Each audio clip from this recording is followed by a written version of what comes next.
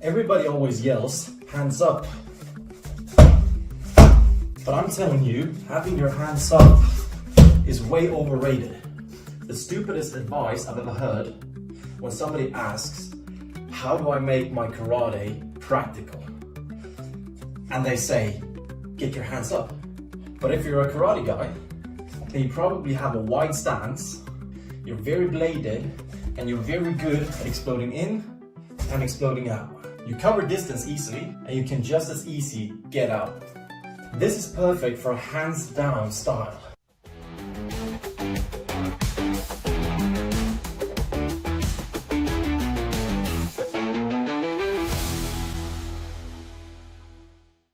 But then how do we make karate practical?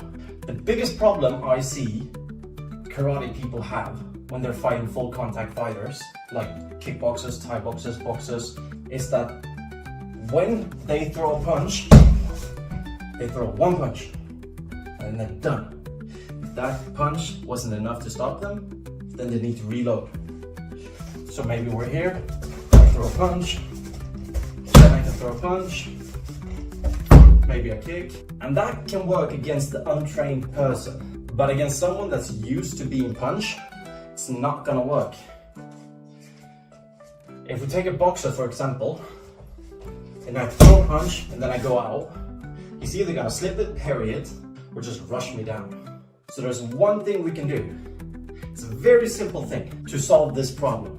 Let's say I want to land my lead Mawashigiri. Alright, I want to kick him over the head. Or the body, let's say the body. I want to kick him in the body. Most karate people will say, okay, I need to kick him in the body. And then kick to the body. But I say, do something before and after the thing that you wanted to do. So if I want to kick him to the body, maybe I jab, kick, then I jab. Always do something on the way in and always do something on the way out. On the way in, we want to distract. To land our kick. On the way out, I want to do something in case my kick didn't work, in case they rush me down, in case they try to slip and counter.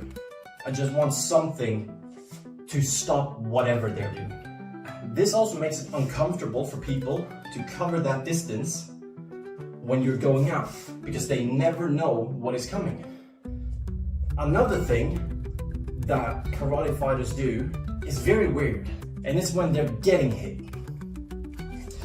Let's say that somebody attacks me, and I might block the first punch, but then they land a second, and a third, and a fourth, and then all of a sudden, the karate fighter becomes a bad boxer.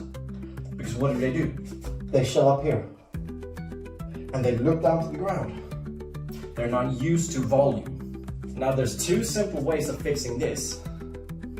Number one is have people throw combinations at you. Don't just do one strike, one strike, one strike. Throw combinations.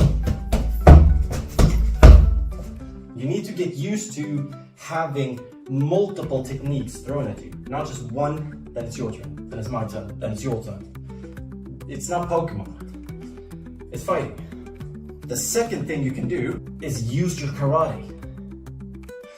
Karate has so many short distance techniques. We have so many sweeps. We have so many kicks, knees, elbows, and most importantly, and most widely trained, are the blocks. Everybody trains here. Everybody trains here. Everybody trains here. But then we don't use it. Why not? Let's say he's attacking me. Going in, I block the first one, he comes with the second one, now I just explode up. You're gonna get hit, but that's okay, because you're gonna hit him harder.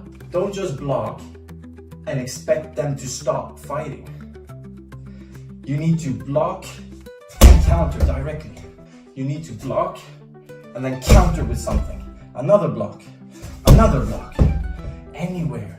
The good thing with these blocks is that nobody is used to them. these blocks are great strikes. You're striking with this bony part of the forearm, and you're used to smacking this against other people's forearms. You're used to smacking against the makiwara or the heavy bag or whatever. People are not going to be ready for how much damage this does. If they have a tight guard and you do a block on their arms, that's going to hurt them. It's going to stagger them.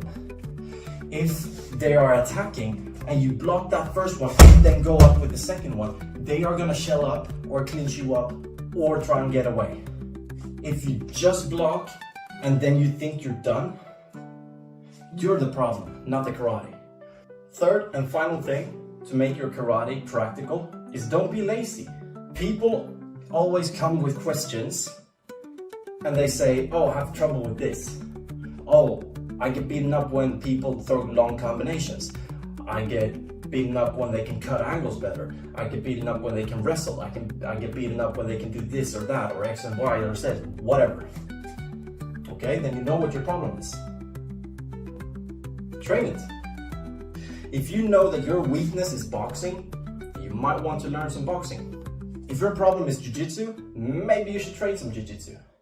If you have problems with wrestling, maybe you should learn some wrestling. I'm not saying only train that thing. I'm saying start understanding it. Start learning it so you know what they want and what they're looking for so that you can avoid giving it to them. But people, especially traditional martial artists, seem to be stuck in this thought that, well, I'm training karate, so all my technique has to be strict karate. But that defeats the purpose of karate. Karate is supposed to be something more fluid, something that adapts, not just stuck in tradition. It's supposed to be fluid. It's supposed to be like water. And when you say that to people, they think, oh, my style has to be fluid. I have to be flowy when I fight. And well, yeah, that can help some people. That's not what we mean. We mean you need to be fluid. You can't just take this information from this place and only this place. You need to train other martial arts. And you need to develop your own martial arts. You need to develop your own style. Because only then will you actually be good at it. If you just do what somebody else teaches and only that style, you're just going to become a worse version of them. You're not going to become better. You're not going to become something of your own. You're not going to develop into a martial artist. You need to do a little bit of everything so that you understand a little bit of everything, and then you need to deep dive into one aspect that makes you you.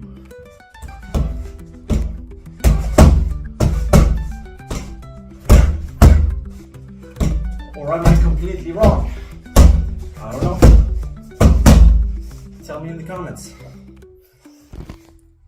'Cause I sure don't think so.